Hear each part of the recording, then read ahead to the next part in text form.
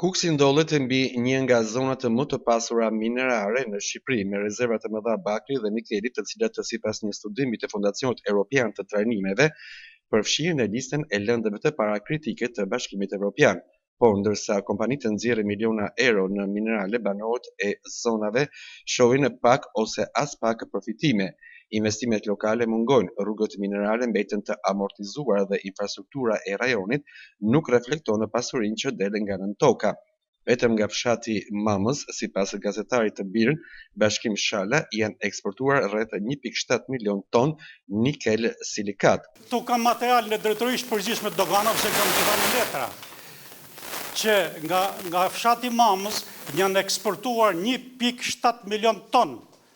Janë 1.7 milion, me 100 kilogram nuk numërohen, janë 1.7 milion tonelata me nikel silikat. Dhe me një vlerë për 70 milion euro eksporte.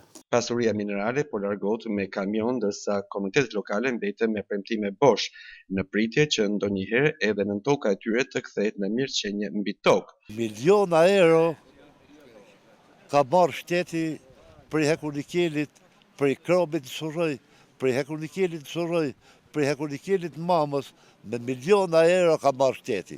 Dhe ne jemi pa rrugë. Sipas ligjit të BE-s për lëndët e para kritike 2024, kërkesa për materiale si bakri e nikeli do të rritet ndjeshëm deri në vitin 2050, duke e bërë Kuksin një pikë strategjike për tregun evropian, por ende jo për zhvillimin vendas.